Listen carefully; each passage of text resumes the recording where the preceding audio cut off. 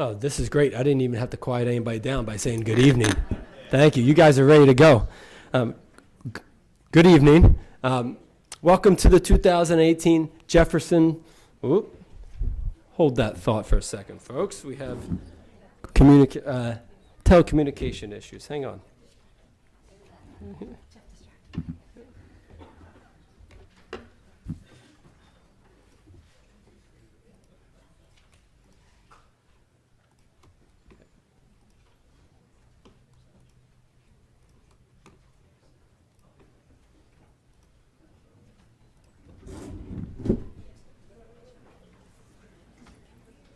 Let's try that again. Good evening.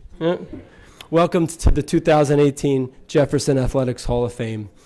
My name is Chris O'Brien. I'm the Hall of Fame chair, and it gives me great pleasure to welcome you guys here tonight to celebrate the accomplishment of 5 fantastic individuals and also retire the jersey of one fantastic athlete. We're here to celebrate the best of the best, and that's really what the Hall of Fame class is all about. That's what the Hall of Fame is all about. This year's class is no exception. I would like to thank, just real quick, a couple people before we get going. One is the entire Department of Athletics. Your support, your time, your effort and energy to put a fantastic evening like this together is really, really helpful. So thank you to the entire department. Also to Coach Tom Shirley, who's a huge advocate of the Hall of Fame process, the induction ceremony, and he helped me put together a really great Hall of Fame committee that goes from the 60s every year of a committee member all the way up until the present decade. So it's fantastic. We do a lot of work at the Hall of Fame to make sure that we have the right inductees, that we have the right candidates, that we have the right nominees. We meet 4 or 5 times a year. We go over stats, we go over figures, we go over accomplishments. And so we're here today to celebrate those accomplishments. Without any further ado, I would like to announce the 20th Hall of Fame class. Lifetime Achievement winner and 28-plus year employee of the university, J. Thomas Becker.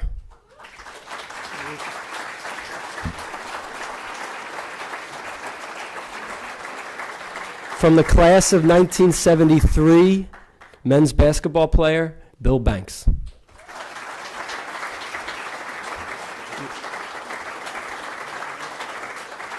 From the class of 1984, women's basketball player, Maribeth Rogers McCallion.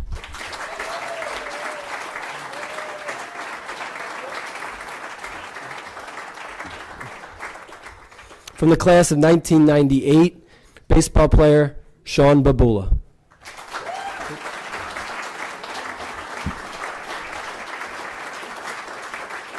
From the class of 2004, women's basketball player, Jean Marie Reilly Torpey.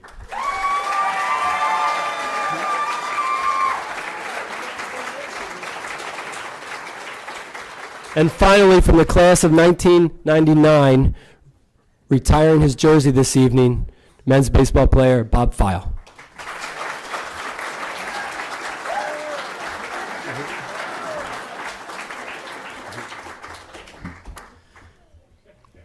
Our master of ceremonies tonight is probably a gentleman in this room that needs no introduction, but he's also a Hall of Famer like yourselves tonight from the first Hall of Fame class here, 1984.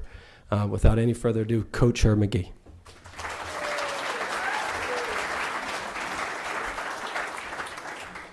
That's not good enough. Jean Marie got a bigger round of applause. Thanks very much, Jeff. Thank you. Thank you.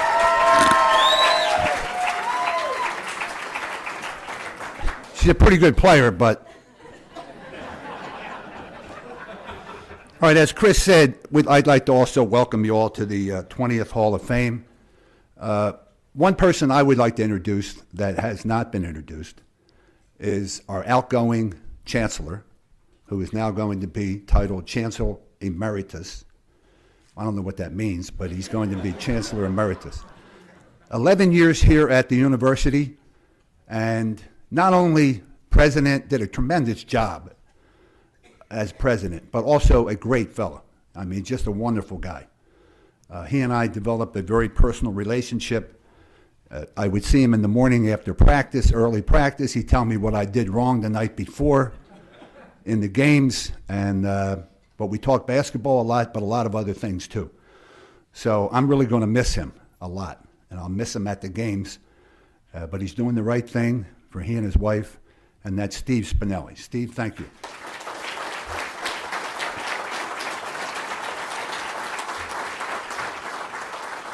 We have had a lot of venues for this Hall of Fame. The first one was at a halftime of a game in the 80s. You can imagine how great that was. I'm coaching a game, and someone says to me, Coach, you got to get upstairs. They're putting you in the Hall of Fame right now. So I run upstairs, halftime. Kids are on the floor shooting them up and things like that. So it wasn't really a good place for the Hall of Fame. We then changed it to our varsity club banquet. Not bad, not bad.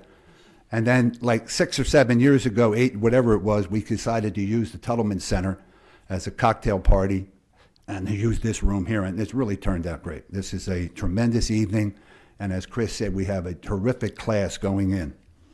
So one of the things I noticed is that this is our first Jefferson class. Now, I have been here so long that I've gone through 4 name changes. When I came as a freshman, it was Philadelphia Textile Institute. Now, I played in high school at West Catholic with Jimmy Lynham, who's a longtime coach, and the late, great Jim Boyle, longtime coach. And they thought, where are you going, Herb? And I told them, Philadelphia Textile Institute. And they thought I was being committed someplace. And then while there, they changed the name Philadelphia College of Textiles and Science, and we had to go through, I promised my wife I wouldn't say this, but we had to go through the jokes about the school. So the jokes were simple. At Textile, you not only had to earn your sweater, but you had to make it. I told you it was funny. We were said to be a close-knit team. That's pretty bad. And here, the worst one was, and on offense, we ran the weave. So then they changed the name to Philadelphia University, and now Jefferson. And again, I congratulate Steve and also the president of Jefferson, Thomas Jefferson, for making the merge happen. And it's just been the greatest thing ever, in my opinion. Now, we went to a game this year, and one referee came up to me and said, Herb, this is your team? And I said, yeah. He said, I thought I was refereeing a junior college game. I said, no, Jefferson, and remember it, because it's going to be Jefferson forever. So I'm very proud of the name. I'm very proud to represent them as the head men's basketball coach. And to give you a bit of a rundown on this year, we did extremely well in all of our sports. Our cross-country team, men and women, won the championship in the conference. The women's basketball team, coached by Tom Shirley, was in the championship game. The soccer coach, Ta Myers, his team was in the championship game. The lacrosse team was in the semifinal, right down the line. Our team was fortunate enough to win the conference championship this year, giving us the automatic berth in the NCAA tournament. So things are looking up. Things are going very well for the athletic program here at the university.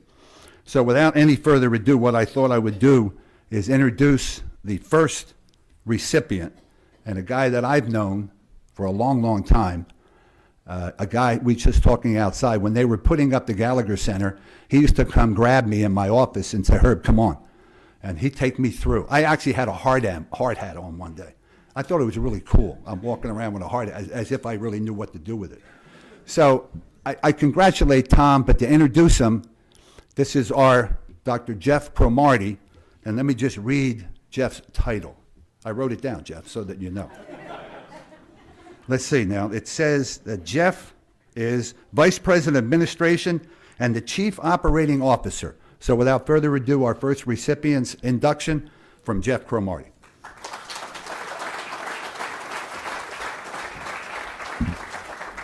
Thank you, Coach. Good evening. Thank you. Jerry, she responds to me, thank you, better than she does to her. First of all, congratulations to all the inductees. You ought to be very proud, and then welcome to all the families and friends at Thomas Jefferson University. For me, it's a real honor to introduce Tom Becker tonight. I've worked closely with him my entire 16 years at the university, admiring his commitment to providing students with an environment that's conducive to learning, growth, and success. Whether we compete as individuals or in team sports, we all know and recognize the value of teammates. Those who support and push us, those who coach and inspire us, those who make everyone around them better. Tom Becker is that teammate. Unlike the accomplished athletes who have and will be inducted into this Hall of Fame, Tom is a teammate to everyone in every sport. He's the teammate who helped make the team great because he cared enough and sacrificed to give others the courts, the fields, the tracks, the boathouse, the courses, the facilities they needed to excel. And then he made sure that they were the best, maintained the best, played the best, allowing the best to do what they do, to give them the memories and the stories that they'll recall for the rest of their lives. These student athletes will not know that behind every one of those memories is a teammate committed to making those experiences possible, and who is so damn humble that he didn't know who he wanted to have and introduce him tonight. He got me. And I'm proud not to be a teammate, but to be a fan. It's my privilege to present Thomas Jefferson University Hall of Fame Lifetime Achievement Award to Thomas Becker, my friend and colleague.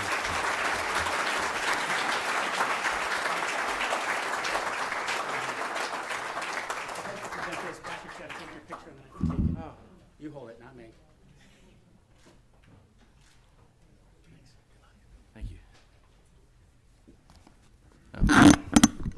This is really something, and it's unexpected. I want to start off with just reading something that, if you've worked for me any length of time, you've probably heard before. It's about athletics, but it's about life. So it was done by Teddy Roosevelt, pretty good guy. Didn't understand so much about generic names, so everything is in man. And please don't take offense to that, just substitute person. It's 1910. But it's not the critic who counts, nor not the man who points out how the strong man stumbles, or where the doer of deeds could have done better. The credit belongs to the man who's actually in the arena, whose face is marred by dust and sweat and blood, who strives valiantly, who errs, who comes up short again, because there's no effort without error or shortcoming, but who does actually strive to do the deeds, who knows great enthusiasms and great devotions, who spends himself in a worthy cause, who at the best knows at the end the triumph of high achievement, and who at the worst, if he fails, at least fails daringly.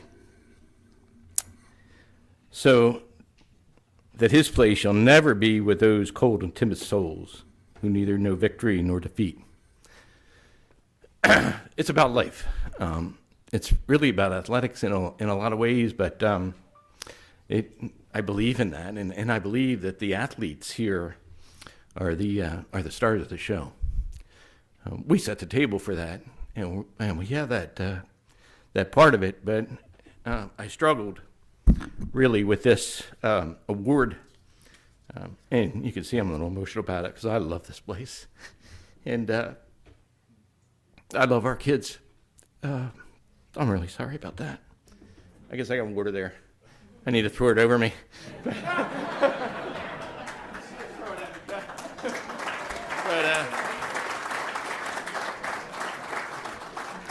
my daughter played here. My son wrestled through college, so I know a little bit about athletics. And I was an average high school football player. And if you Googled a little bit, you'd find out my dad was a world champ at boat racing, and I didn't measure up to him. But I did try. And at the end of the day, I did turn down a contract to race professionally and chose another course in life. I didn't think I'd end up here. But some of my best moments in life are here, watching my daughter play softball. I mean, you can't beat that. And watching my son wrestle in college, you can't beat that. He didn't wrestle here, but, and that's a good thing. But in any event, I started to think about my daughter. And, the thing about my daughter is my daughter would take Tom Shirley's advice over mine every single time.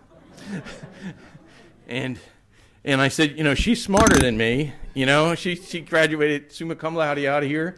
She won't say that. She'll always say I went to Philadelphia University and played softball. But, she's smart. She's a smart girl. So I started to think about, well, maybe it's okay. And I started to think about the speech there and realized that all of us now are in a different arena. It's not the arena that we played in, and those are memories. You'll always have them. The few plays that you did the best and the few plays that you didn't do so good, there's the ones you remember. I remember hanging on the bottom of seaweed while 10 other boats ran over me. That was that was a bad day. But in any event, what I'm going to challenge you with is to go to that next arena, to keep coming here, to support our athletes, to contribute to our scholarships, to do everything you can for this university. We're Textile and we're Philadelphia University and we're Jefferson, but we have the same DNA. And just remember that and keep coming back. Thank you.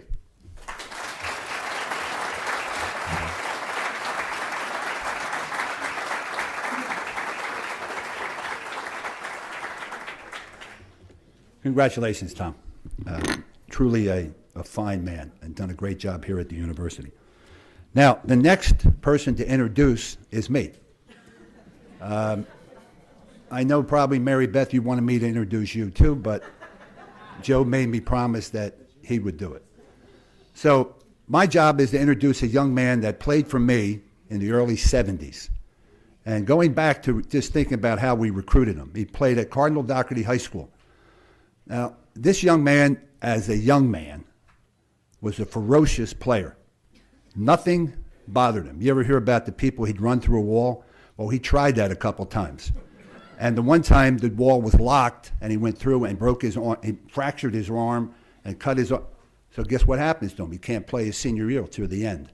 And that's how I got him, because nobody else could see him play. When guys like that, like Bill, get hurt, that's a shame, Bill. I really feel bad for you. But at the same token, we got no shot at getting this kid if he plays the whole year at Cardinal Dougherty High School. So he came back for the playoffs, and we won him, and he came here and was tremendous. Now, his first year, in 1970, we win the national championship. He didn't play because he was injured. So we decided that he would sit out the whole year. But he was with the team the entire time. So he starts playing as a sophomore, his junior and senior year. Now, he scored 1,500 points in those 3 years. So he would be hanging on the banner had he played his freshman year as far as being a 2,000-point scorer. A great basketball player and as tough as you could find. Now, some of the things he did, I didn't really coach him to do.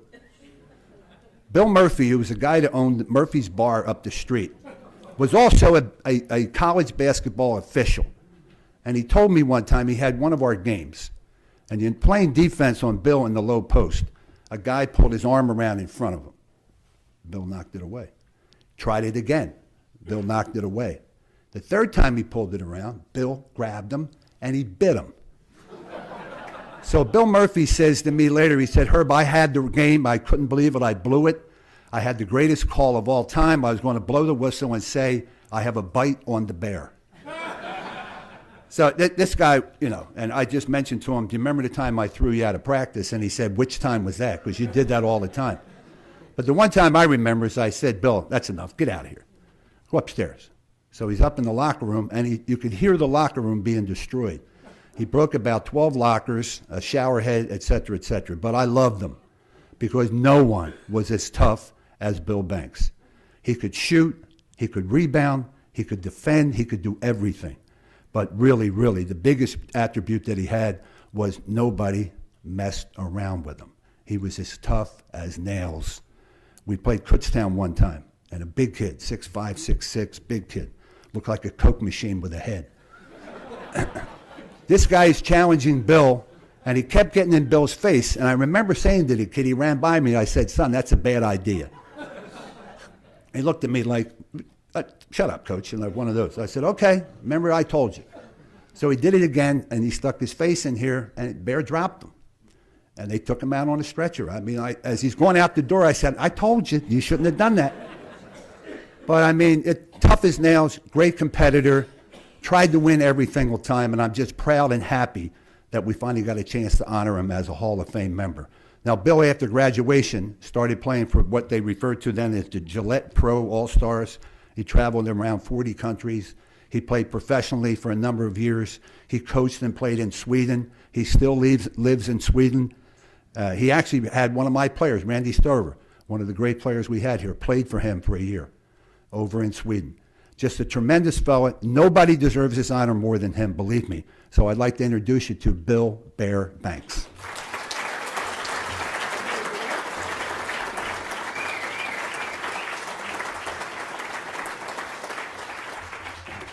Hey, Coach. This is for your daughter, man, because it's too small for you. Sweden basketball. Attaboy. The first time he ever gave me anything. Go ahead, take over, buddy. I have to talk? Yes. Hi. Thank you. No, it's kind of funny. My girl here, my woman of my life, she said to me, you know, Bill, you talk all the time. All the time. Now, when it's time for you to talk, you probably can't talk. Yeah, it's okay. Anyway, it's kind of a, what do you say, a nice honor to be here, really. Herb was talking about some funny things, you know, about, I didn't know about Philadelphia Textile Institute, but I remember Philadelphia Textile. And then when I graduated and got out of school, I went on a tour with this, as Coach said, we traveled all over the world. And some of the guys, professional players and everything, they exactly said what Herb was saying. That, hey man, you went to textile, you do the weave, what'd you do there? You know, I said, yeah, that's what we did there, you know. You know, we played, you know, it was kind of funny that nobody, what do you say, gave us that respect as what do you say, we won the national championship in, what was it, 70? And everything, and anyway, it was kind of fun. What would be the word? Defending Philadelphia Textile. Then it became Philadelphia University. Then it became, now it's Jefferson, which I didn't know, but it's okay. And that's all right. Anyway, back in the history of going to school here, Herb, you never liked me. Don't give me that shit, man.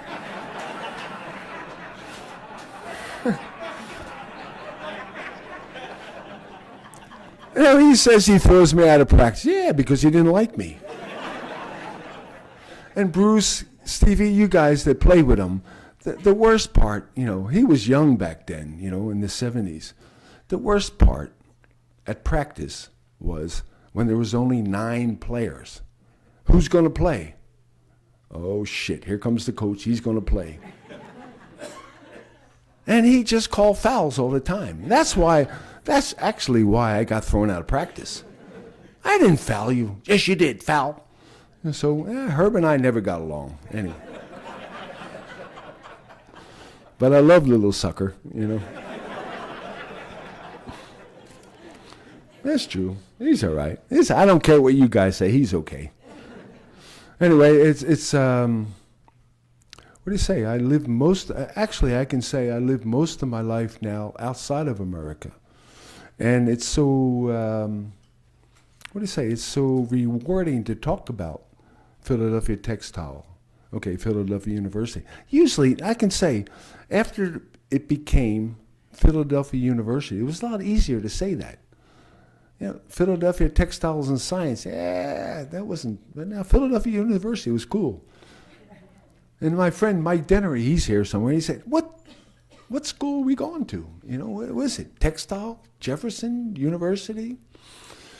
Anyway, I have a lot of thanks here, you know, because, like I said, I don't live here. And we came in the other night, me and Nina, my girl, where is she, wherever she is. We came in, and so we're a little jet-lagged, and my brother, and I have a lot of thanks here to give. Nina, Thank you for putting up with me, my love of my life.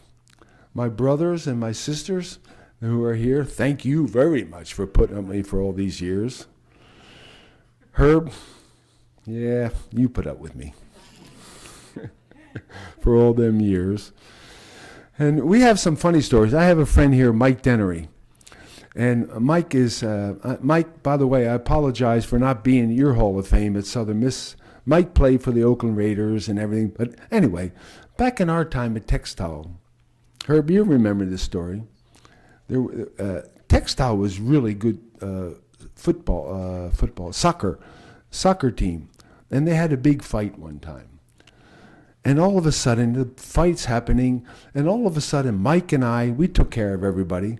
And all of a sudden, Herb's behind us, man. Herb said, hey, I'm with you guys, man. I'm with you guys. So we escort him out of all the problems. Who else can I thank? I thank everybody for being here, and thanks that I got here. And I don't know what else to say, except it's kind of nice. It's a nice reward, a nice feeling. You know, living in Sweden, it's kind of nice. And then the last one is the most important for me is, and Herb knows him very well. It's my friend Jim Paulitz, his name is. And I can tell you, without this guy, I'd be lost. And Herb knows that, right? Hello, Coach. Without a question. And Herb knows Jimmy very well. Without this little sucker, I tell you what, he don't like me, I don't like him. But anyway, I love the sucker. And actually, without Jimmy, I probably wouldn't be here. He's helped me all my life, and he's done everything for me. And then we can go to Frank DiTillo. Frank, my man Frank. Remember Frank? Hey, Herb, remember Frank? He played hockey? Yeah, he played hockey. And then I think Dennery was with Barry Bardo. We all went to his game. Yeah, he got in a little fight. He got messed up, and we ended up in the hospital with Frank. But I tell you, Frank was a bad sucker, man. Okay, Chris O'Brien told me that I can't talk more than 10 minutes. Am I over? Yes.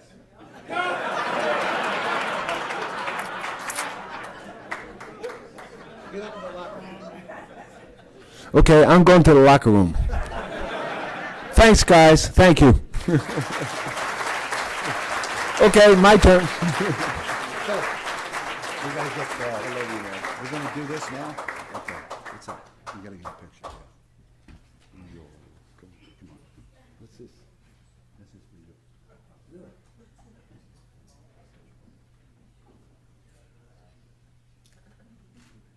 How can I miss with a guy like this? I'm afraid he's gonna punch me. Congratulations. Congratulations, Bill. And that's not true. He did love me. I'm telling you. I know it. All right, next up, I'll introduce the young man who's going to introduce his sister. This is a guy that I know very well because I knew his family very well. The Rogers family are an athletic family. Their father was coach at football at Villanova University. And Joe played at Archbishop Carroll. And again, he didn't get hurt his senior year, so I didn't get him. But I had recruited this guy as hard as anybody I ever really recruited in my life. The epitome of a Catholic League point guard. So he ended up going with Rolly Massimino to Villanova University. And I just said to him outside, and he said, I knew you were going to say that. I said, Joe, just remind me, when you played against Textile a couple times, what happened in those games? And he said, Herb, please don't say that. So we got him. We got them. And I make sure that every time I see Joe, I make, Joe, remember the time? And he's, yeah, Herb, stop talking about it. But a great basketball player, a great fella coming from a great family to introduce his sister, Joe Rogers.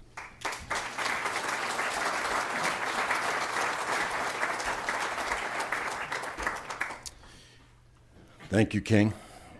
We just knew you needed a couple signature wins to get in the Naismith Hall of Fame. Figured that would buff up your resume a little bit. It's certainly my pleasure and honor to discuss my little sister, Maribeth. So hopefully I don't get too emotional, as my family knows they get. So anyway, I'm going to start with Maribeth is the fifth of 5 daughters, the eighth of 9 children. Came from very strong, strong family foundation with a lot of love and support. So we grew up around the corner, across the river in Ballackinwood. We were fortunate enough that our backyard backed up to the St. Matthias Parish and school. Maribeth cut her teeth on the courts there at St. Matthias, and all the other sports that you played in the schoolyard when you were a kid and in the fields. Maribeth was always playing with the older kids, learning how to play, learning how to compete, learning how to develop a passion for athletics. She took her talents from there to Archbishop Carroll, where she led her team to the Southern Division Championship. She was named All-Catholic, and our family thought when she graduated from high school that she would become a nun like her older sister. Maribeth had other plans. So she attended Textile, and Herb, you'll appreciate some of this because you don't know what an assist is.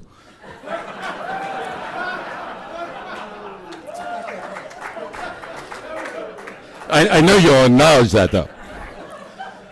She holds the single game assist record with 15, more than Herb ever thought about having. She led her team each year with assists. Every year she was the team assist leader, which, when you add them all up, she ended up graduating from Textile, the all-time assist leader, by more than, what I'm told, by more than 100 assists. So she had a terrific career here. She's got a teammate here, Karen. Karen Parker is here with her, her co-captain. Her former coach, Julie Zero, in the back, currently now the AD at MIT in Boston, came down for the ceremony. Thank you, Julie. And then after her playing days at Textile, of course, she married Rob McCallion and brought 4 beautiful kids into the world who are very talented academically and athletically. Her 4 kids, all captains of their respective colleges, 2 at University of Pennsylvania lacrosse, 1 at West Point lacrosse. Maribeth never played lacrosse. And last but not least, Rob did. Rob thought he played lacrosse. He dressed like a lacrosse player. And last but not least, her daughter Nora, who is the captain at St. Joe's.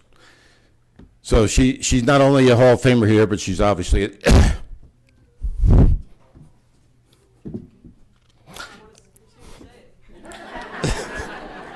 she's obviously an all-star parent as well. So Julie is here, but she sent me a note, and I'll just read it briefly. Most of it's probably lies, but I'm going to put my glasses on, wherever I put them. I get them here somewhere. So this came from Julie, her coach. Maribeth is very much deserving of this honor. At the time, having a player of Maribeth's caliber and talent was very important to Philadelphia Textile's successful transition from Division III to Division II. She had a deep understanding of the game, a passion to compete, and an unparalleled work ethic. All that was coupled with an infectious sense of humor, which she lost, and a set of values instilled by her family. Maribeth knew how to find the open player with a no-look pass and took, I think, great pride in a well-delivered assist as opposed to her own made basket. Take note of that, King. Maribeth wanted to win, was direct but fair in letting people know if she thought they should do something differently or better, and that was including me as her coach. Coaching her was my honor and a privilege. In summary, I still regard her as the consummate point guard, teammate, competitor, and leader, and I offer my heartfelt congratulations. So with that, I bring up the best point guard in the family, Maribeth.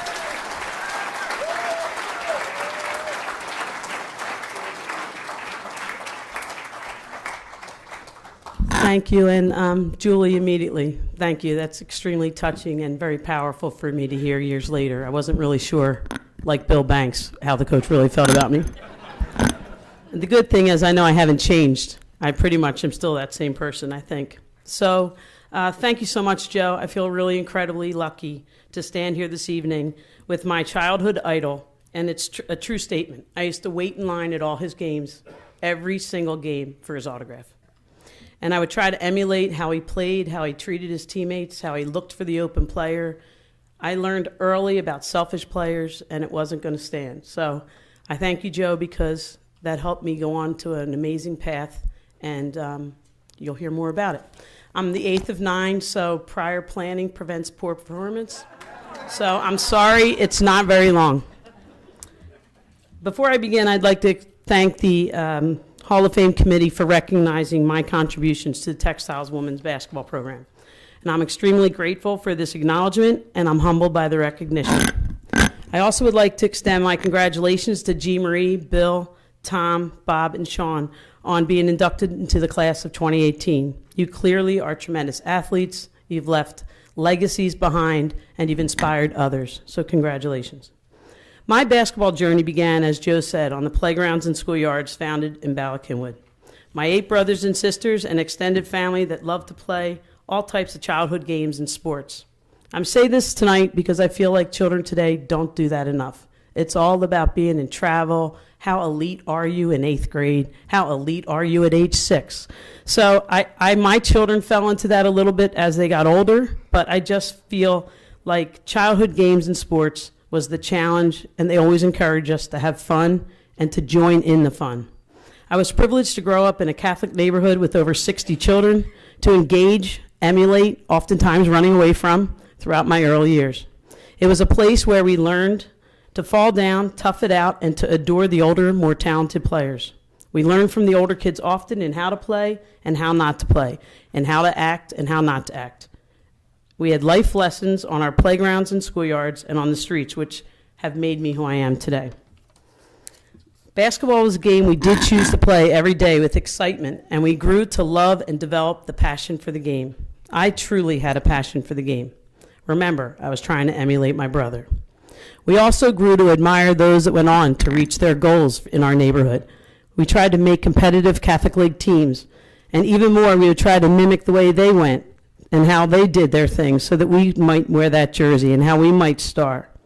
I was very fortunate at an early age to have a great role model in Reilly. She taught all my 4 older sisters and every kid in the neighborhood for 30 years. There was a consistency and a continuity, and it was all for the good of us. It was not for the good of basketball.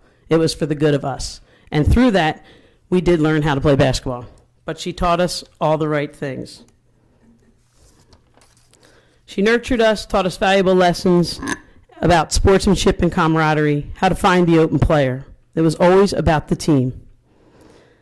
At Carroll, I made the JV team as a freshman, and then I swung up to the varsity to learn the system, and it was thrilling to me. I finally had a Carroll jersey like my brothers. The jump in the detail of the high school game was exhilarating, and I couldn't get enough. My high school basketball coach was Muffet McGraw. She is the head girls basketball coach at the University of Notre Dame and just won her championship this year. I'm extremely grateful for the lessons she taught us at Carroll. She taught us discipline. She taught us how to improve our IQ. She taught us how to understand the details of the game. She was instrumental in teaching us game situational strategies that allowed us to win the Catholic League title my junior season. Muffet moved on, and I had Linus McGinty. He was a great fill-in, but not Muffet. It was his first year, so he eventually went on to coach for many years at O'Hara and Carroll, and he's done a great job, but we were the victims of his first year, which, as Julie says, if it's not going the way I want it, I got to tell you. I took the temperature of the team, and it was all about team to me. He was a great coach. He pushed us. We lost in the championship game. That championship strategy, he provided us. We just didn't deliver. I'm very thankful for the opportunity and the growth that Carroll provided me. Then I arrived at Textile. The program was run by Connie Zotis. The program was evolving. More girls were coming to Textile to play, and there was more financial assistance and more scholarship money. These girls had much more experience than the girls that came before them. One of my first days at Textile, I met my fellow classmate, Karen Parker, who is here today.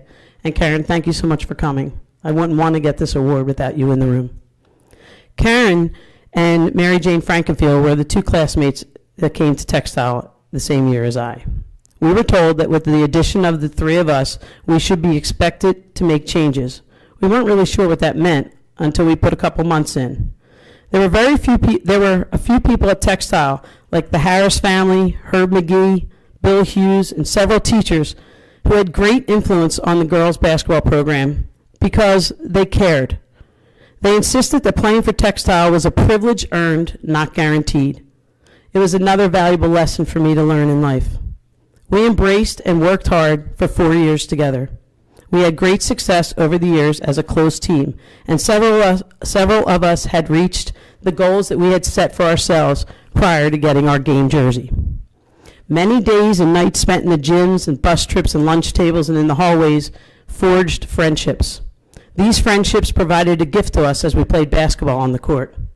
Karen, Vincine, and Mary Jane were able to put the ball in the basket, therefore affording me the opportunity to amass 654 total assists and leaving a 34-year school record that stands today. My coach, Julie Serrero, was a tremendous communicator. She was absolutely different from me because she taught us so many things that I had never thought about. She taught us about mindfulness, about getting prepared to start the day. I didn't understand why she wanted us all to lay on the ground. But she had us lay on the ground, forget about school, forget about anything we were going to do for ourselves, and to come together as a team for a common purpose. It took about a week for me to really understand it, but I gave her a chance because it was who she was. She tried to get you to come out of your comfort zone. She empowered you by encouraging you daily. She was a great role model to all of us young girls, and I'm really appreciative that you came down today, Julie, so thank you. We left the program better than we found it because of the people who challenged us and who taught us how to play as a team. Developing the program along with Karen Parker, Vincine Morris, Connie Kramer, Terry Troy, Mary Jane Frankenfield, and Mary Lynch, and Debbie Barres, and so many others. As a graduate of 1984, it was incredibly rewarding to me to see that 2 years later, the women's squad went to the NCAA Division II Finals under the direction of Julie. She was a terrific coach and teacher, and the program continued to grow.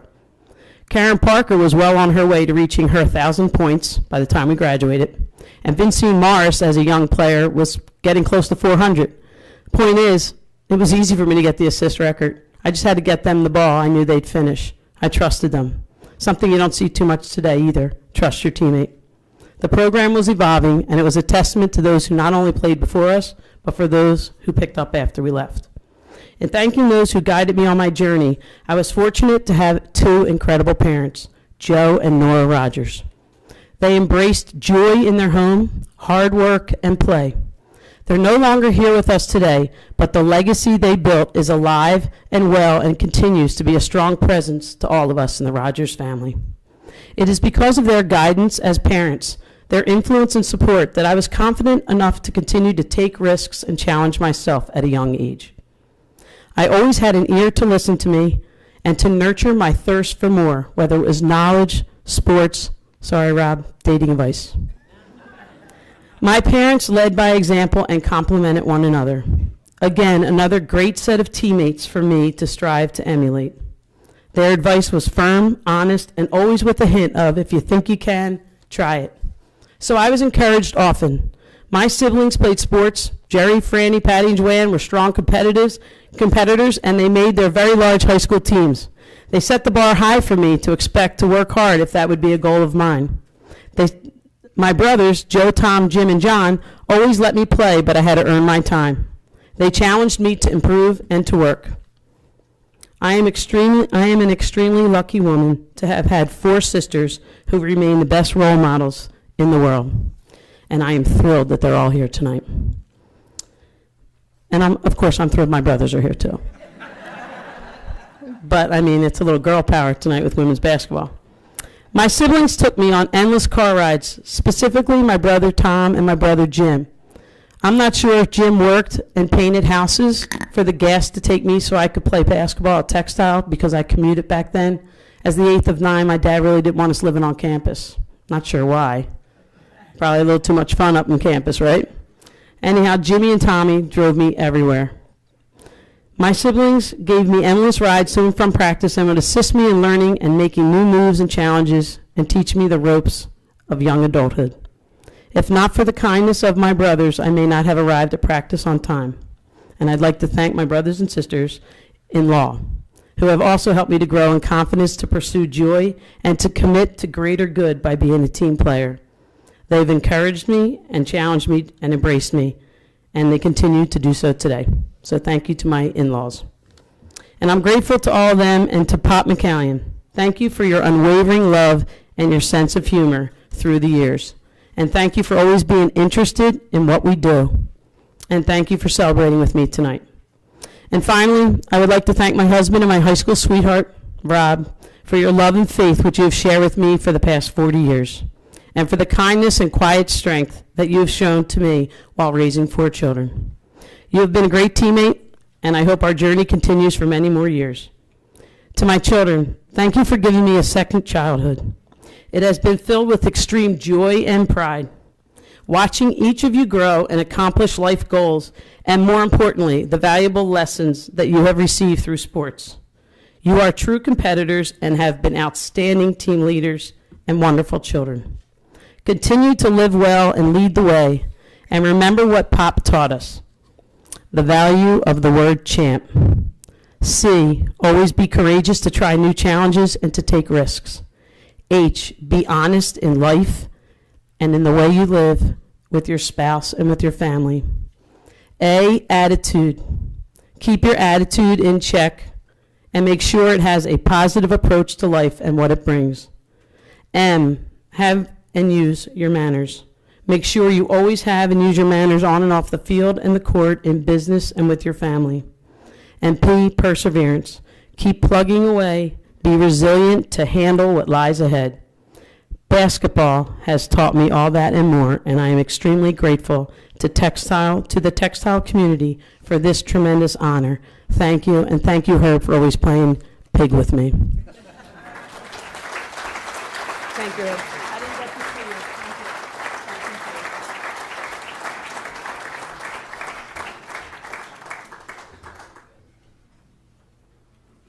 I was at a lacrosse game 2 years ago.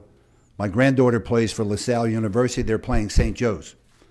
And this gentleman grabs me as I'm walking around. He said, Coach McGee, I'm Rob McCallion. My married to Maribeth. I said, Maribeth's here? So I wanted to make sure I saw her. I said, why are you guys here? He said, well, our daughter plays here. I said, what number? 22, am I right? Yeah. So I said, 22? This kid is making shots like over her shoulder, turning around this way. I don't know much about lacrosse, but you're supposed to throw it this way, I think. She's making shots over her head. As I said, Maribeth, what, are you kidding me? So she broke the all-time record at St. Joe's, and I can see why, with parents like that she had. So congratulations to you, and congratulations to your family. Now we have an interesting dynamic here. Our next inductee is going to be mentioned later as also receiving an award, and he's going to introduce our next inductee, Shaun Babula. So without further ado, I'd like to introduce a young guy he's got so many records here at the university. Not yet, Bob. So many records, but one thing a lot of people don't know, he played basketball in high school, and he said to me one day, I guess it might have been his junior year, he said, Coach McGee, I see you're a little short-handed. I said, yeah. He said, can I help you out? I said, yeah, sure. So he came to practice for about a week, and after a week, it wasn't a real good team. And after a week of running suicides the entire time, he came to me and says, I have to get ready for baseball, Coach. So without further ado, Bobby File to introduce our next inductee. Bobby?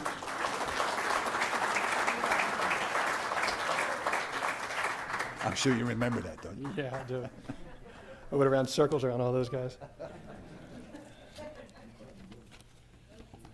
Wow. So I thought I was pretty prepared, but some people obviously are very prepared, and that was excellent, excellent work. This next individual is a close friend of mine for the last 25 odd years. We played together for about 3 years here at Philadelphia College of Textiles and Science. And before looking at the program, I had a lot of his statistics on a piece of paper here. So just to kind of give you an idea, because with the rich tradition of basketball at this school, as everyone's well aware, to be represented by a baseball player in the Hall of Fame is pretty special, because there's not that many of us in the Hall of Fame here. Shaun Babula, he was a first-team All-Conference pitcher and position player here 4 years. He holds the university records for stolen bases in a career and in a season. He's ranked in the top 10 in multiple pitching categories, including strikeouts, wins, and ERA, as well as top 10 in hitting categories, including home runs, hits, runs, and triples. Shaun was an outfielder and a pitcher here as well. I have a lot of stories about Shaun. Most cannot be shared in this room. And I was thinking a lot of my career, I can dedicate a lot of it to Shaun. And I can't lose it here at all because I'll never hear the end of it. When Shaun came in as a freshman, I was a sophomore. I had a pretty good freshman year, and I remember facing him in an inter squad game, and he struck me out on 3 pitches, which I didn't strike out a whole lot. I was pretty proud of that. And I remember thinking to myself that this is what good looks like, and I have to be better. And that was one thing that Shaun did over the past 20 years, is made me better as a person and as an athlete. So in 1999, Shaun was drafted by the Baltimore Orioles. I had already been playing professionally for about a year. Shaun played about 13 and a half seasons professionally, making it to the AAA level for about 5 years. It's a pretty big deal, making it to AAA and playing about 5 years there. I don't think people are well aware of the amount of hard work and effort that takes. He's been a coach in the community at Penn State, here at Philadelphia then University. And overall, Shaun has helped me become a better person, like I said earlier, and a much, much better athlete when I was here at the university. He's also a member. I'm a little disjointed here because this is way different than I thought it would be. Because it's Shaun. Thanks for this. It's easy. He's a member of the South Jersey Hall of Fame. He's also a member of Burlington County Hall of Fame as well, and he's was ranked as in the top 50 athletes of all time in South New Jersey. The only other story I can say about Shaun is after my first 2 years of professional baseball, I called Shaun, and Shaun had been playing for about a year, and I asked him to work out with me for an off season because I knew I had to get better if I wanted to proceed any further. And I knew I needed someone that was a great athlete and would push me to the limit. And Shaun has always done that. So without further ado, I'd like to introduce Shaun as one of my best friends and former teammates.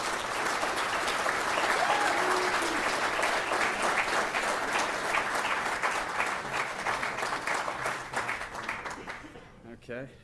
Thanks, Bob. So that was a complete ambush. Bob is not an emotional guy, and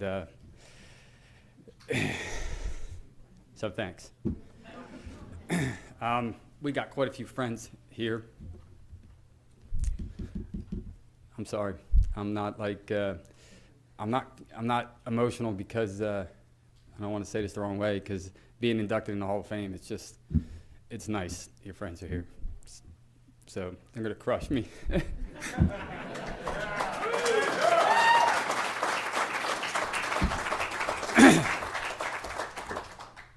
All right, hold it together. Thanks, Maribeth. It's because you started this train. Yeah. All right, so I'm going to do my best. I'm not going to talk very long. I don't prepare things. It's just not my nature. So I'm going to give you a little background on myself. So I came from Burlington City High School. Coach Flynn, Coach Fighter, recruited me. So my only other option was to go to junior college. Man, this sucks. So I'd just like to talk a little bit about really what it means to give a student athlete an opportunity. So, yes. Matter of fact, you started this train is really what happened. Man. I hope nobody's videotaping this.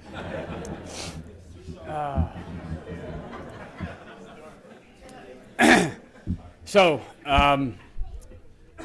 Coach Flynn, Coach Fight, I'd just like to talk about you guys. You gave me an opportunity.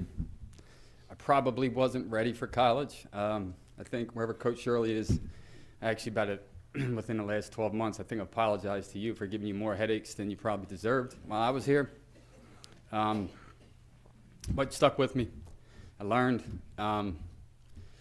and got better as a ball player, as a person.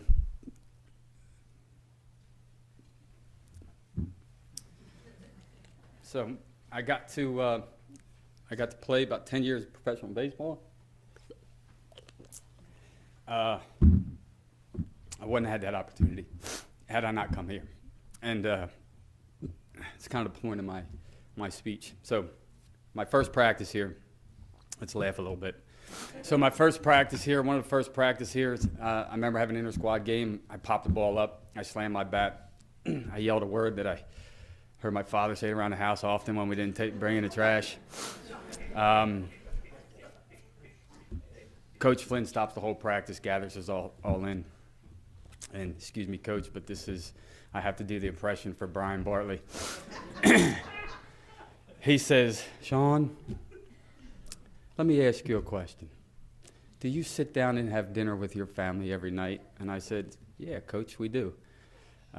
My brothers and sisters, my mom and my dad. He says, well, when you're sitting down to eat, do you ever say, hey, Mom, pass the bleeping salt? And I said, no, Coach, I would never say that to my mother. Well, then why do you have to say that out here? And I said, okay, lesson learned, right? I don't know if I actually learned that lesson, Coach, honestly, but in addition to those things, so Coach taught us a lot about the mental part of the game, which helped carry me through playing professional baseball coming from a small Division II school. One of the most important lessons, and actually we were talking about this, you're gonna think it's weird, but so Coach Flynn, he's a Hall of Famer in his own right, professional baseball player. Hated running, big and awkward, and obviously as baseball players you got to run a lot, pitchers.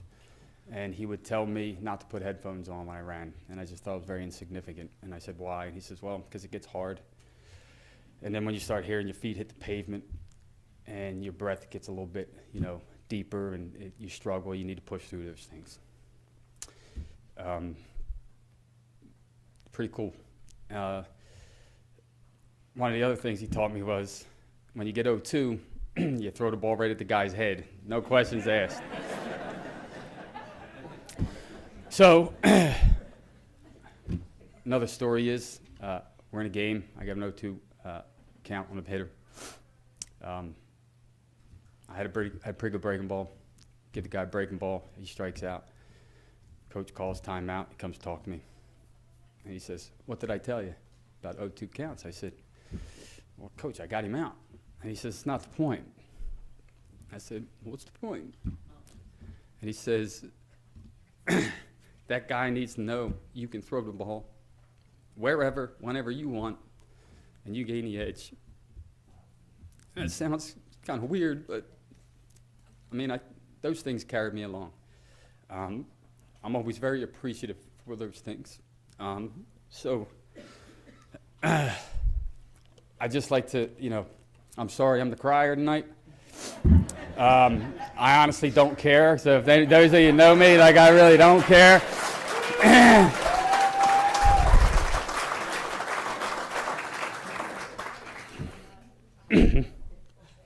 But I'd like to acknowledge my coaches. So you helped me get someplace I probably wouldn't have got without your help. So thank you. That's it.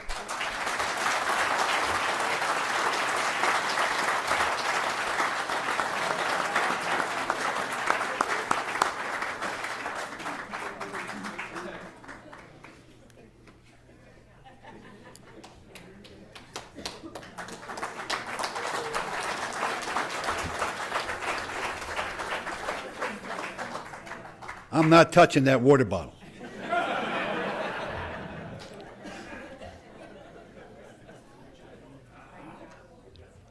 My congratulations to Shaun. If you read through his resume, the number of years he played professional baseball and as dedicated he was to the sport, It's just tremendous. So congratulations. Our last, next to last, would be a young woman that played here and graduated in '04. I'll tell you a quick story. This kid, she's not a kid, but she's a kid. She could really play.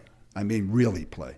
I've talked to Tom many times and told him, we talked about some of the best players he's ever had, and I said, I'll tell you who was the best player I thought was Jean Marie. She was just a great player. One night we're playing Dowling College on the road, and I could never understand why other teams would let her do what she wanted to do. So they decided to throw a box and one at her, and it really helped them. And we lost the game. And we're on the road, and I'm thinking to myself, why doesn't every team do that? So now they come play, Dowling comes to play us at home, and the guy doesn't do it. He does not play box and one. And Jean Marie killed them. She had like 30. She could flat out shoot, she could play, she could do everything you could do on a basketball court. So to introduce her, we're going to have her father come up, who was, what I understand, was her first coach, CYO basketball, and taught her shooting. And that's what I do. I teach shooting, so please, I don't know if you have your cards with you or anything like that, but keep them to yourself. Ladies and gentlemen, Mr. Gene Reilly.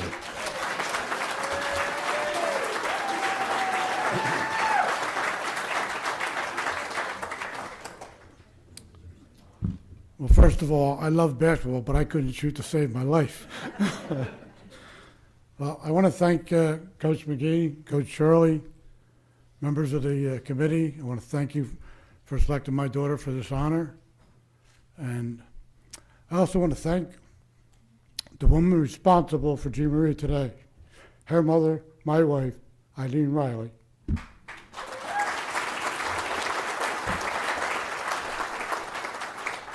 I don't think she knew much about basketball when I first met her. I don't think she even knew the difference between a basketball and a football.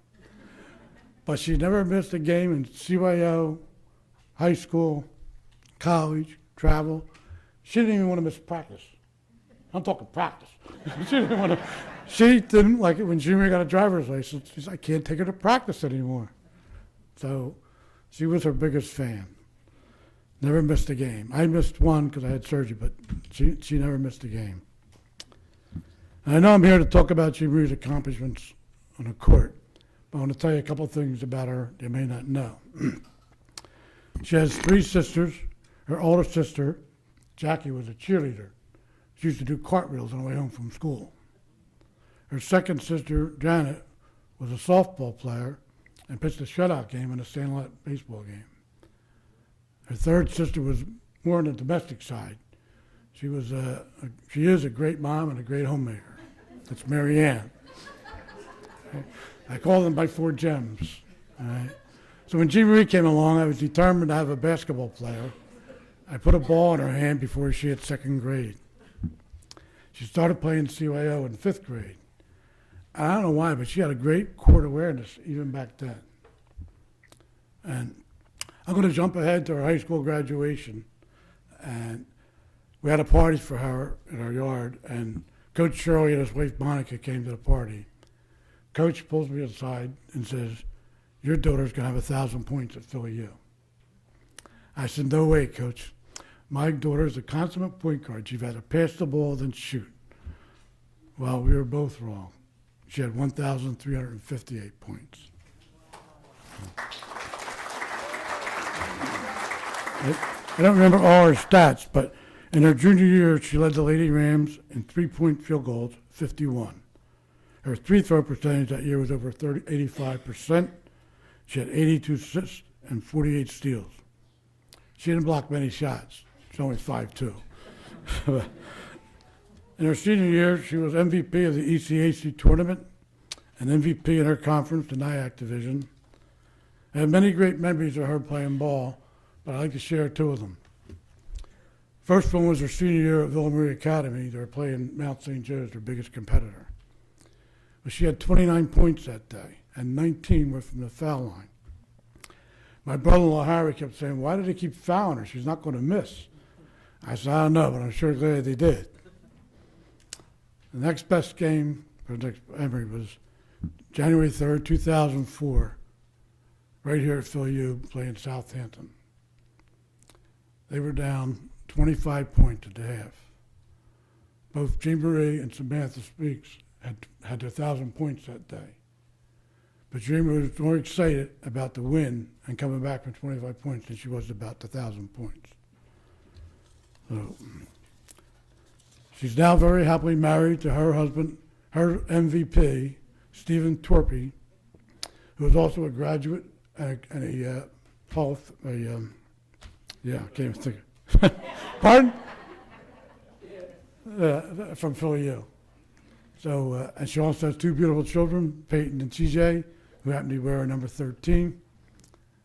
I am very proud and honored to introduce my daughter, Hall of Famer Jean Marie Reilly Torpey.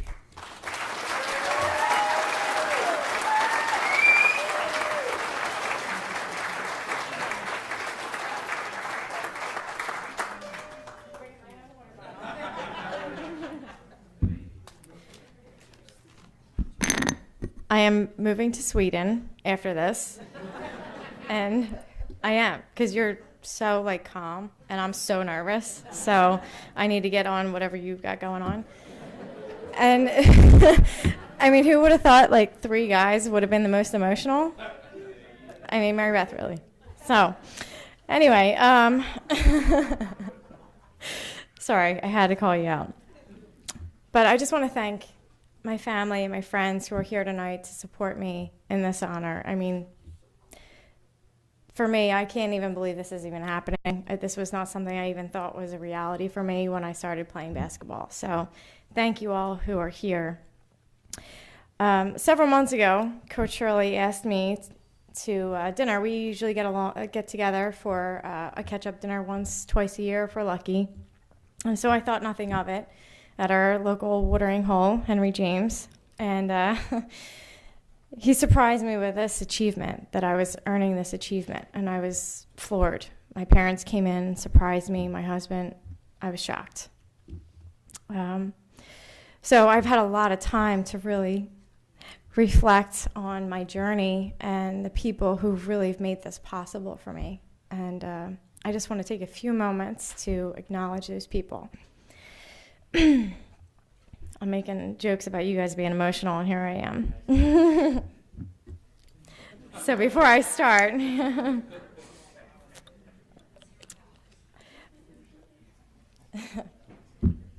my teammates, and some of you are here. I won't embarrass you by making you stand up.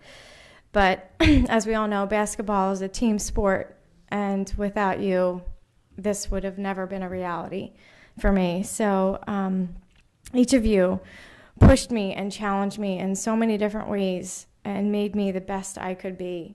So for that, I thank you. My high school basketball coach, Coach McCartney, thank you for your leadership and your guidance. My 4 years at Villa Maria were an integral part of taking my game to the next level. Thank you for giving me the confidence in myself to pursue my dream in playing college basketball. Bob Koch, I would not have a jump shot without this man, so I have to acknowledge him. The knowledge and the ability he possessed to teach young children the fundamentals of this game is invaluable. So I want to thank him for sticking with me all those years and teaching me the definition of hard work and dedication. To my family, so many games I look up in the stands and I would see my aunts and my uncles, my sisters, my brother-in-laws, my nieces, my nephews, my parents, and so many great memories. And they would take times out of their busy schedule to come see me play and to cheer for the Philadelphia University Rams and for myself. It meant a lot to me, and I cherish those memories. So I thank you for all your support through those 4 years. They were probably one of the best times of my life. To my husband, Steve Torpey. But a lot of you have gone to college with us and know that he goes by Torp, among many other nicknames, which we can talk about later, but we'll stick with Torp for now. So Torp, you were in the stands at almost all of my games. You've been my biggest cheerleader then, and you still are today. Anytime I doubt myself, you are there building me up.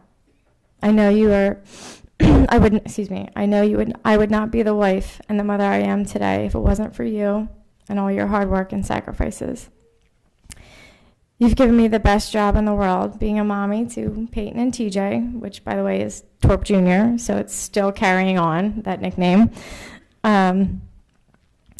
You've gone above and beyond to make this night one that I will never forget. And without question, I would not be here if it wasn't for you. I love you and thank you. This is where I'm going to lose it. Just Coach Reilly. I could go on and on about you, but I will try to keep it as brief as possible. Someone once said a good coach can change a game, but a great coach can change a life. And Coach Reilly, you are a great coach. Your guidance still influences me today as a mother, as a wife, and as a friend. Thank you for giving me the opportunity, and more importantly, the privilege to play for Philadelphia University. Without you, this moment would have never happened. So thank you.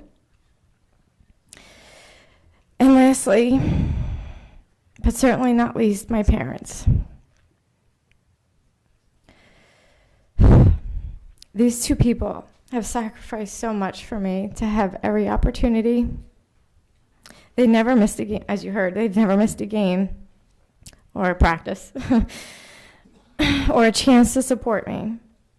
They are the reason I am up here tonight. Because without them, none of this would have been possible. So, thank you, Mom and Dad, for always being there.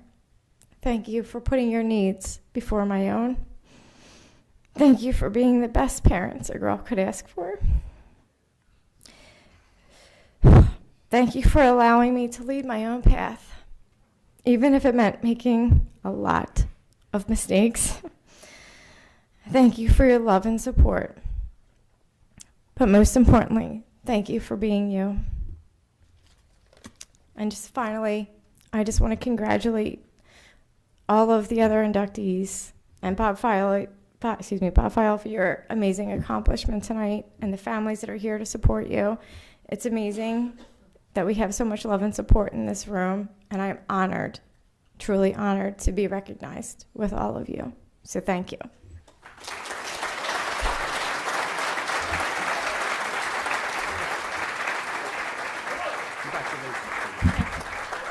Thank you for the introduction. You're so good at this.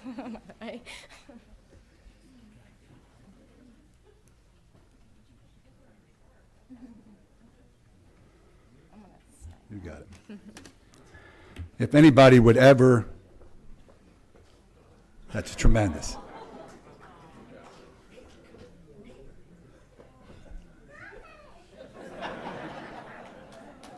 If anybody would ever, congratulations again, Jean Marie.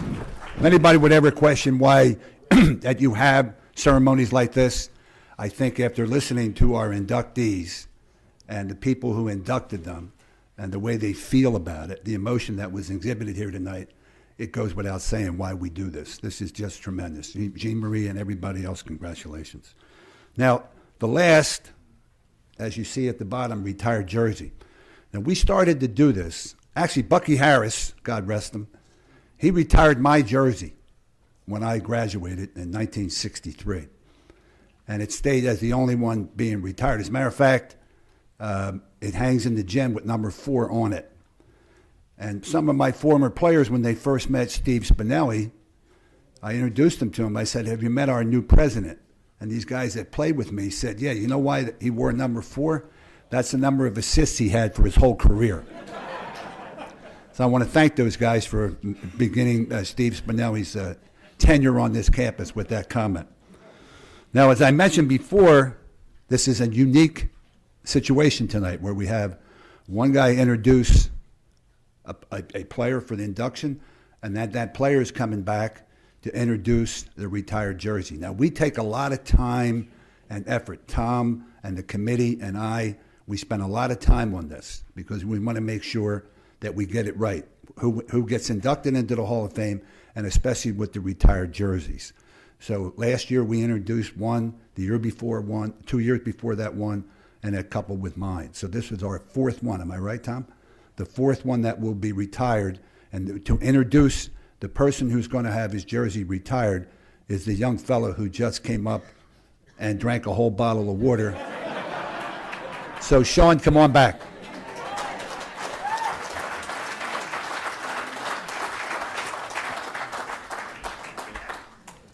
I'm back. All right, this one's a little bit easier, right? So I'm just going to say this right away. The greatest baseball player in school history. You're about to meet him. You already kind of met him. So it's an honor for me. I'm going to read a couple things. So it's an honor for me. I'd like to just explain Bob was here at Textile from 94 to 98. Set a lot of records while he was here. Was an exceptional student. I think, as everyone that knows him will say, was a great representative of the entire athletic department. You know, he took as much pride as being the best on the field as he did off the field, right? You know, and we would jokingly call him a nerd for that, but you know, he's very smart. See what I mean?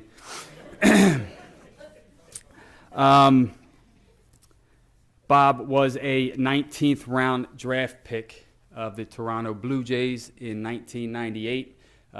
It's funny because I remember there was an article printed in a newspaper about Bob, and he was an exceptional hitter. You're going to hear some of these statistics, right? There's nothing he really couldn't do, but he told all the scouts that would come out, and we'd had millions there. I'm not pitching. You know, I'm a position player. I'm a third baseman. And apparently no one listened. You know, Coach Flynn didn't, you know, he put Bob in a game and he would just stand on the mound and fire pitching there 96 miles an hour. And then, you know, I'd sit back, I've been pitching all my life, and say, this is crap, man. This is not right. Right? So that was Bob, right? There's nothing really he couldn't do. So 3-time NYCAC All-Conference selection, 1998 NYCAC Conference Player of the Year. 98 was a big year. 1998 East Coast Athletic Conference Player of the Year. 1998 First Team All-American. And he was also 1998 Philadelphia Textile President Award recipient, which is given to the top student athlete here at the school. Some of the single season records that Bob holds still today. Hits, he had 90, one season, 90. RBIs, he had 68. 63 runs scored, 19 home runs. Record still stands, and really hasn't been touched on. I got kind of close this year, right, Pat? Total bases 167. So and really the most impressive one, he hit 542 that season. So if you're a baseball fan, you understand what that means. I mean, you know, he's going to hit more than once every 2 at bats. That 542 average still stands as 5th all-time in NCAA history, Division I, II, and III. So, as you can imagine, in one season, 42 games, 90 hits, 68 RBIs, 63 runs, 19 home runs. I mean, and it was a shame we didn't make the playoffs. It was almost like a LeBron James syndrome. Career records. Okay, career records. Hits, 296. It's over a 4-year span, right? Runs, 181. Triples, 17. RBIs, 198. These are all career records that he holds here. He literally holds almost every record, as Herb said. Bob's the best. He simply the best. And like I said, he was drafted by the Toronto Blue Jays when he left here. You know, he pitched in the big leagues for about 4 years, right? He's very successful, and his career ended due to a kind of a freak back injury, right? He cracked vertebrae and like 2 herniated discs. Otherwise, you know, who knows, right?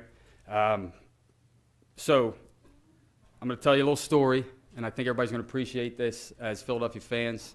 I got a lot of stories, right, about Bob, just like he had about me, and, you know, his are probably a little bit more impressive, right? you know, he actually knows Richard Gere on a first name basis, right? So that's pretty interesting. Kevin Bacon as well. You know, it's the kind of guy he is, right? So everybody loves him.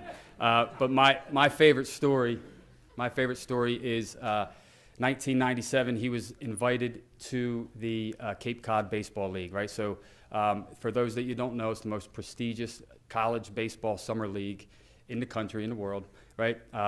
At that time, it's unheard of as a Division II player would be invited. Bob was invited after his junior year. And out of Textile, of all places, right? And we weren't really a powerhouse, so it was a distinct honor. It was a big deal. It was a major deal, right? So he gets up there and first practice, go through the whole practice, a couple hours, wherever it is. He's all settled in his host family or whatever, and the coach says, "Hey Bob, here, I'd like to talk to you one-on-one. I just want to let you know that you're going to be the backup third baseman this summer, right?" And he says, "Backup? Who's starting?" And I said, "Well, Bob, we got Pat Burrell coming in from University of Miami. He's going to be the first pick overall in this year's draft." Bob says, "I don't care. You're not going to give me an opportunity to compete? I'm out of here." And he left, because that's the kind of guy he was, right? Mentally tough. He doesn't take no, am I allowed to say shit, Tom? He doesn't take any shit from anybody.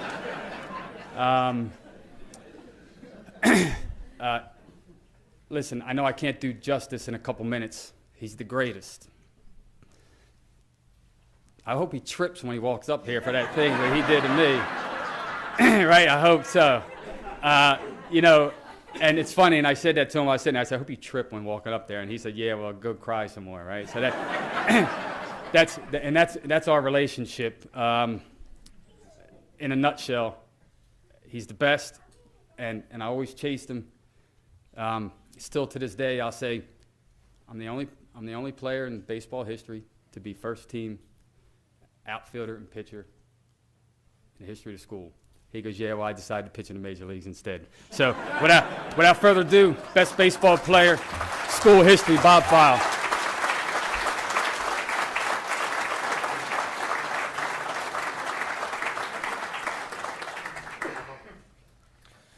Wow. I need a confidence booster. I know where to go. Feel pretty good right now. Thanks, Shaun. And notice that doesn't say Hall of Great Speeches, because that's certainly not my expertise. But I'd like to thank Shaun, obviously, for the introduction. I do definitely feel special today. Getting a jersey retired is a pretty big deal. Any time that would happen, and I feel honored. I'd like to thank the athletic department, Tom, wherever you're at. Tom Shirley's done a lot for the school and for me to this day. Herb Magee as well. He could probably run the athletic department himself. Also, Chris, thanks for all your hard work on this event. It's great. I'd like to thank all my former teammates that are here that came out tonight, especially Richard and everyone else.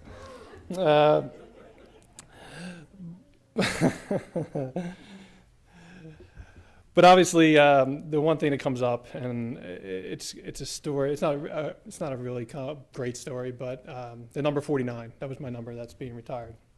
And some people ask where that came from. Why 49? In high school, I was number 32 when I came here.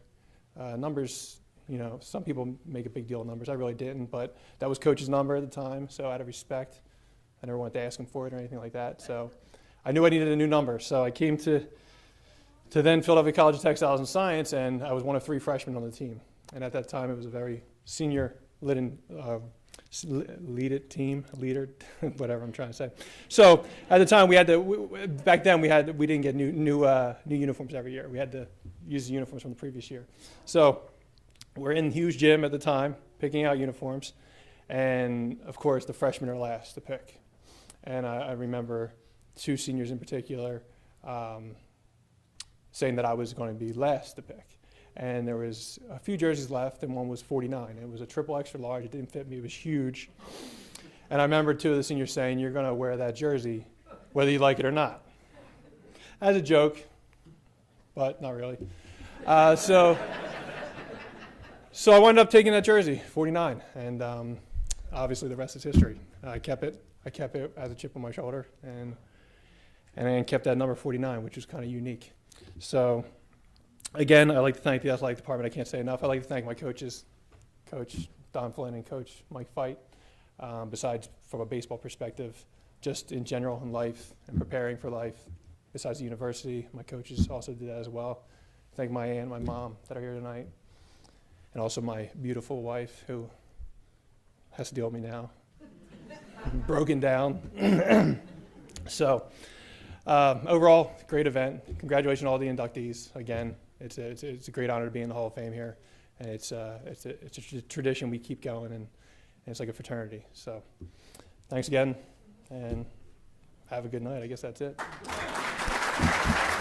Thanks, sir. Thank you. Appreciate it. Thanks.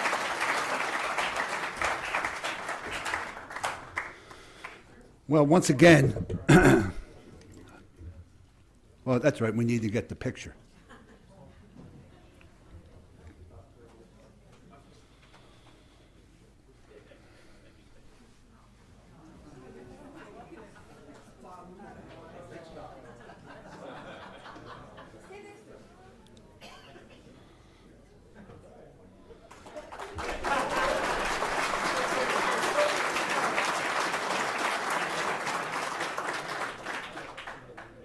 You know, I never got one of those, by the way.